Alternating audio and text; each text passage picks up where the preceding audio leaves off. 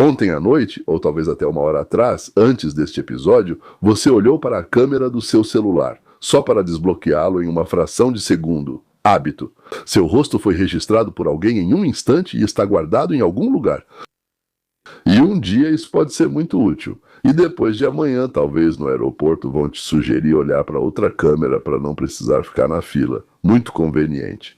O desenho da íris do seu olho vai para o banco de dados do governo para sempre. Não por 1 ano, não por 10 anos. Para sempre. A íris, ao contrário da senha, não dá para trocar. Esse pequeno arrepio que você sentiu agora. Sim, eu sei que você sentiu. Esse é o tema do episódio de hoje. Eu prometo 2 coisas para vocês. Vou explicar por quê. O que está acontecendo agora é 100 vezes mais assustador do que a KGB e a Stasi. E no final, vou dar 4 passos concretos. Ou seja, o que você pessoalmente pode fazer já amanhã de manhã. Vou formular a ideia principal agora para que você a mantenha em mente durante todos os 11 minutos deste vídeo. O governo de hoje talvez seja maravilhoso. Vamos supor que seja o melhor dos últimos 30 anos, mas o governo de amanhã com certeza vai usar o que o de hoje coletou. Não porque ele seja mau, mas porque ele vai ter em mãos uma alavanca dessas. E a pessoa que segura a alavanca mais cedo ou mais tarde vai puxá-la. E aqui está a lei que foi extraída de toda a história da humanidade. Se um cara bom coletou dados suficientes sobre você, um cara mau com certeza vai obtê-los e usá-los. Às vezes o cara bom entrega voluntariamente, às vezes depois que o cara bom já não está mais lá. Por isso a questão não é a quem você decide confiar esses dados. Hoje a questão é para quem esses dados vão acabar indo depois. Porque não dava certo antes. Quando você e bem, ou seus pais viviam na União Soviética, na URSS, na RDA, na Eslováquia, na Polônia, o Estado queria saber tudo sobre você, tudo o que fosse possível. Não uma parte, tudo. Quem visitou quem, sobre o que conversaram na cozinha, o que escreviam um para o outro, onde trabalhavam, como se comportavam, quem contava o quê, e não apenas piadas. E o Estado não conseguia. Bem, não conseguia completamente. Vou contar para vocês por quê. Acreditem em mim, isso não é óbvio. Na Alemanha Oriental, com aquela mesma Stasi, agora os números vão te surpreender, que é considerada um exemplo de Estado policial, havia um informante para cada 6 ou 6,5 cidadãos. Para cada 6, 6,5. Oficial, não amador. Amador ainda tinha um monte, né? Que recebia um pouco de dinheiro ou algo mais pelo trabalho dele, a obrigação era dedurar. Para cada 6, 6,5 de pessoas. Esse é o recorde do totalitarismo em toda a história da humanidade. 16 milhões de pessoas, 1 milhão deles delata. E mesmo assim eles não conseguiam acompanhar. Não conseguiam processar os materiais. Os arquivos da Stasi, sabe, quando foram ver depois, eram 90 quilômetros de prateleiras. 90 quilômetros, você consegue imaginar? Bem, é menos do que a distância até a Lua, certo? Mas são 90 quilômetros. Quando a RDA caiu, em 89, nesses arquivos encontraram uma montanha de relatórios não lidos. Uma montanha. Não porque a Stasi era preguiçosa, mas porque o cérebro humano é limitado. E na União Soviética era a mesma coisa. Lá ainda bebiam mais. Escuta no apartamento. Possível, mas requer atenção. 4 coisas. Grampo. Apartamento vizinho. Bem, eles estão ouvindo, entende? Em algum lugar distante. Sentam e escutam. O agente fica sentado com fones de ouvido a cada 18 horas e a datilógrafa que depois transcreve as gravações. E aqui está um detalhe que explica muita coisa. Eu soube disso por um dissidente nos anos 70, ele disse. Leon, em grande parte, fomos salvos e continuamos sendo salvos pelo cansaço dos agentes. Porque o agente também é humano. Ele é casado, tem filhos. Às 4 da manhã ele adormece com seus fones de ouvido e às vezes podíamos conversar tranquilamente. A bondade do corpo humano, né, o cansaço, o desejo de dormir, o álcool, uma briga com a esposa, essas pequenas limitações humanas, eu não sei, em metade dos casos salvaram metade do movimento dissidente.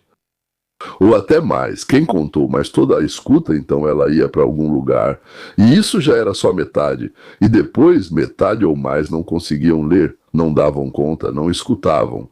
Não dava para dizer assim, no 23º segundo, no segundo 23. Nem toda vigilância, ou seja, se transformava em prisão, porque entre nós e o Estado havia uma pessoa cansada. E é isso que precisamos entender. A KGB e a Stasi não construíram um controle total, mas não por boa vontade. Isso era a física do ser humano.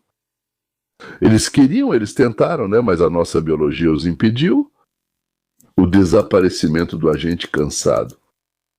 E agora, atenção. O que aconteceu em 35 anos desde a queda do Muro de Berlim. O agente cansado desapareceu. Ele foi substituído por um algoritmo que não se cansa, não bebe, não dorme. O pior de tudo é que ele não briga com a esposa. Um servidor hoje faz o trabalho de 10 mil funcionários da KGB. 24 horas por dia, 7 dias por semana. Reconhecimento facial em tempo real nas ruas de Londres. Há mais de uma câmera para cada 10 pessoas. Em Xangai, são 2 por pessoa. Em Moscou, o sistema Cidade Segura integra-se ao banco de dados de passaportes. A biometria pela íris, aquilo de que falei na abertura, está sendo implementada nos Estados Unidos neste exato momento. O ICE está ampliando o uso do escaneamento da íris. Íris é exatamente isso, certo? Primeiro, apenas em relação aos imigrantes, depois de 2 anos, bem também para os cidadãos, como opção por conveniência, e depois de 5 anos, sem opções. É isso. China. Sistema de crédito social, esse é o nosso futuro. Sistema de crédito social desde 2014, se não me engano, sim, 1 bilhão e 400 milhões de pessoas, cada um tem uma pontuação digital. Ou seja, dependendo do que você faz, do que você fala, de como você se comporta e coisas assim, você recebe uma certa pontuação. Se a sua pontuação for baixa, não sei, seja 100, 1000 ou 30, como eles têm lá, mas se for baixa, não vão te vender passagem para o trem de alta velocidade. Não vão te vender passagem para o trem de alta velocidade, mesmo pagando com seu dinheiro. Não é possível matricular seu filho em uma boa escola. Não dá para conseguir um empréstimo. Senhores, isso não é teoria, isso funciona. A União Europeia está considerando o controle de chats. Escaneamento obrigatório das mensagens em aplicativos de conversa. E para que isso? É para proteger as crianças. Eles são os maiores inimigos das crianças no mundo, e de repente resolveram protegê-las. Em todo lugar é o mesmo padrão. Sempre que o Estado tem capacidade técnica de coletar, ele coleta. Sem exceção, sem ideologia. O poder pega exatamente o quanto a física e a sociedade permitem. A física já permite, então tudo depende da sociedade, ou seja, de nós. Prometi a vocês 4 passos concretos. Eu vou cumprir minha palavra, mas antes uma história que você não vai ouvir em nenhum outro lugar. E aproveite para deixar um like agora enquanto pensa nisso. Isso é um sinal para o algoritmo. Faltam análises como essa. Vocês podem pensar, tudo bem, Leon, agora quem está na Casa Branca é o Trump. Ele está do nosso lado e vai parar essa vigilância, mas não vai. Não é porque ele não quer, deixa eu explicar por quê, tá? Primeiro mandato do Trump, ou seja, 2017 a 2021, o que estava acontecendo no FBI? Crossfire Hurricane, investigação forjada sobre a Rússia contra Trump. O quê? O uso de documentos de Steele, que era uma invenção paga, ou seja, mandado da FISA contra Carter Page, com base em mentiras absolutas, gravações de Comey. Toda a máquina do FBI, da CIA, do DOJ não trabalhava para o presidente, que é o seu comandante supremo. Ela trabalhava contra o presidente, a quem formalmente obedecia, sorria, obedecia, escondia e fazia tudo o que queria. Por quê? O presidente dos Estados Unidos em exercício foi enganado, grampeado e sabotado por suas próprias agências de inteligência durante 4 anos.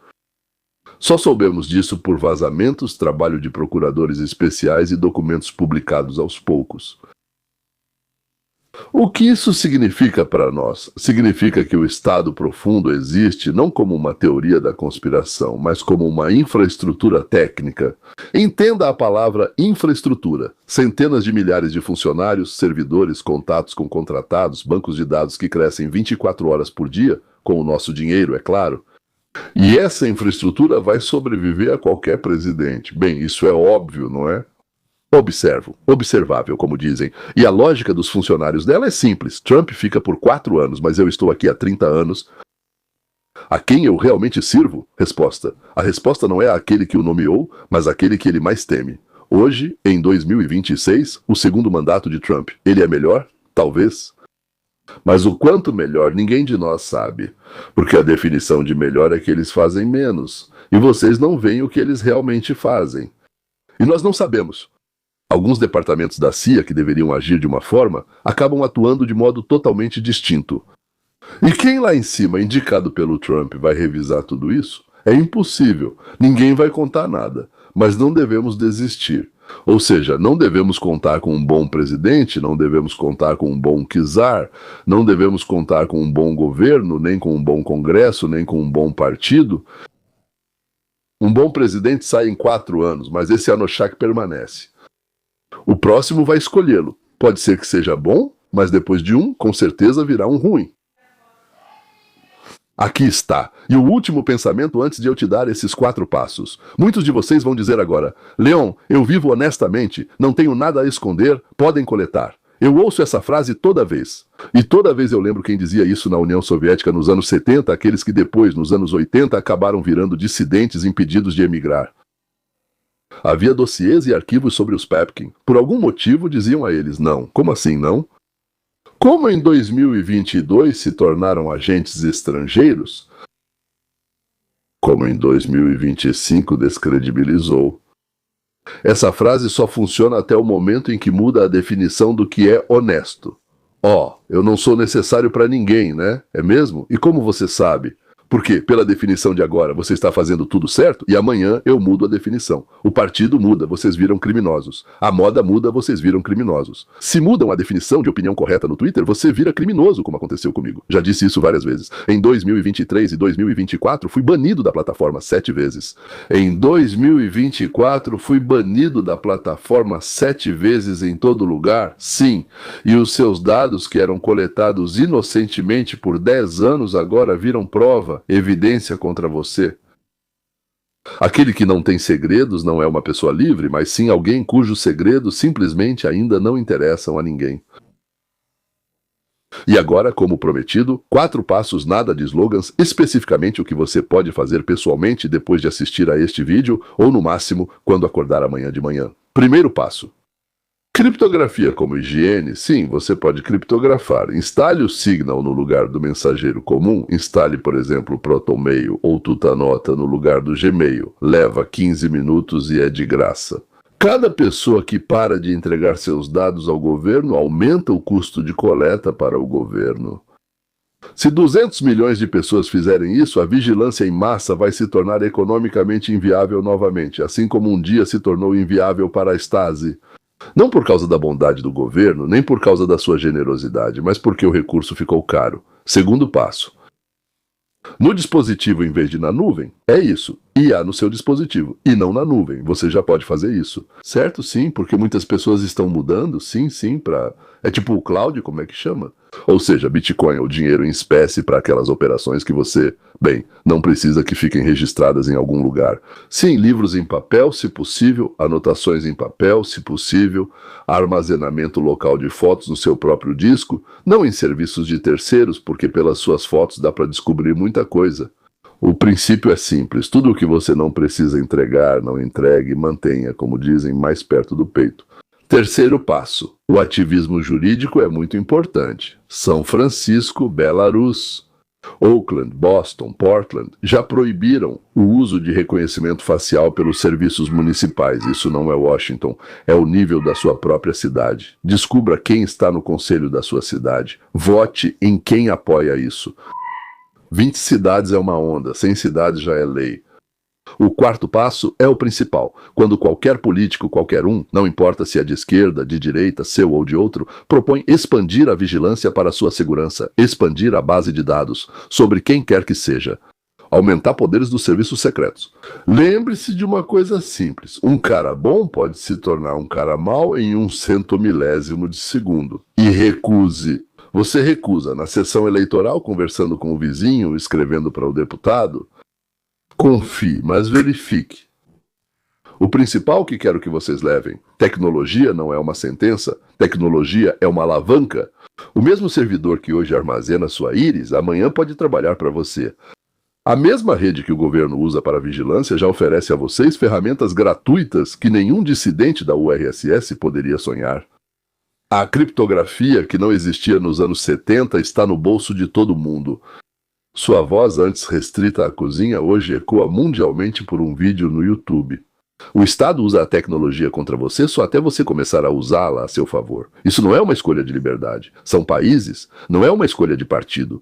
Essa é uma escolha de cada um de vocês toda manhã, a partir de amanhã. Sei que preciso dormir um pouco. E eu acredito em vocês, senhoras e senhores, porque vocês já têm o que nossos pais não tinham. Vocês têm conhecimento. Se isso foi importante para você, deixe um like e se inscreva no canal principal 30 minutos de análise todo santo dia.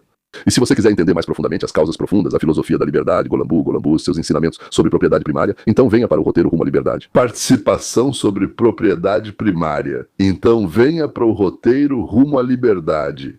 Faço lá 2 episódios por semana para quem gosta de pensar. O link está na descrição. Até amanhã!